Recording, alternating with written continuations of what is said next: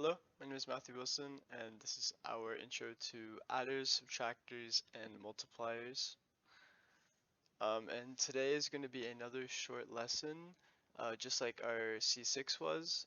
So basically everything I'm going to be doing today, I'm going to be showcasing in Logisim.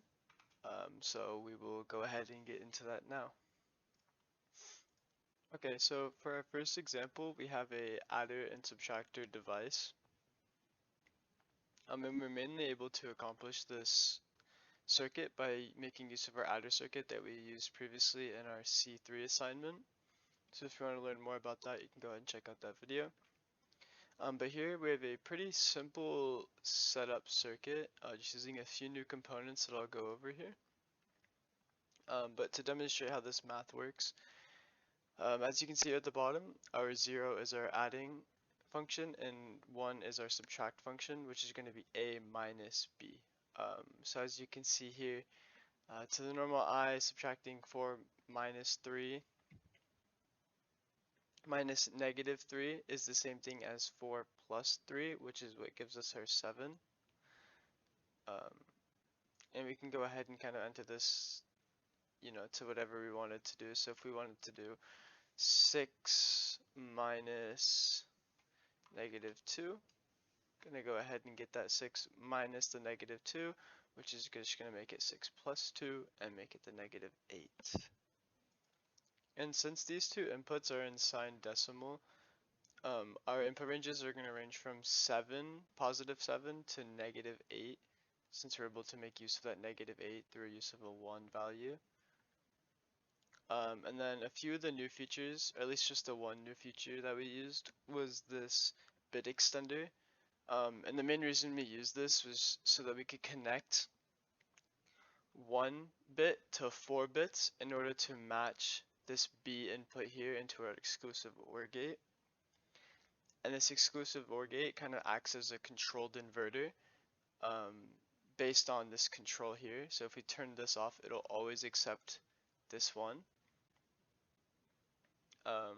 But if this is 1, then it will go ahead and give straight passage through this bit extender, and then go ahead and enable both to be used, and we'll go ahead and kind of change the output accordingly, whether or not this control input is on or off.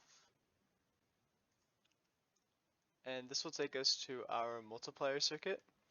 Now this looks pretty confusing, but I'll go ahead and explain it in a little bit more detail. But first I'll show you guys kind of just how it works in this example equation that I have here. So we have 9 times the quantity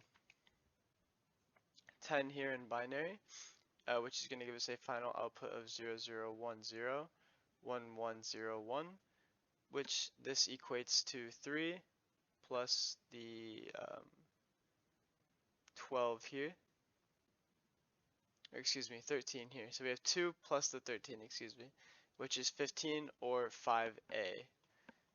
Both those equal the same thing since a is just representative of 10. And then same with the adder and subtract circuits, we do have a limited values for input and output values. So our acceptable range for input A is our basic hexadecimal values, so we have 0 through F.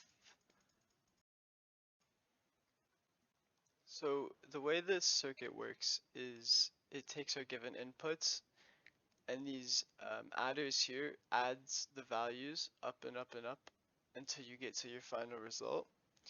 And so we had to manually wire these across, but instead we could have just used a 4-bit mux that will take the inputs and put them into here.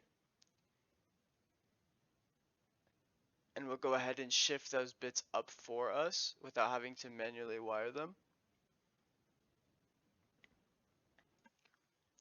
In Logisim, it's also very nice to just be able to go here and click and change our data bits to however many we would like. But when physically building on the breadboard, it's not that simple. And instead, the solution behind it is just going to be using all 4 of the input pins that we have on our switches, our inputs, in order and wire them differently in order to kind of achieve that. So we can't really just make this conceptual circuit, this really nice conceptual circuit, by just changing the data bits freely. We're gonna have to use a lot more wires and a lot more cost and time in order to achieve that. And that is all I have for you guys today. Thank you.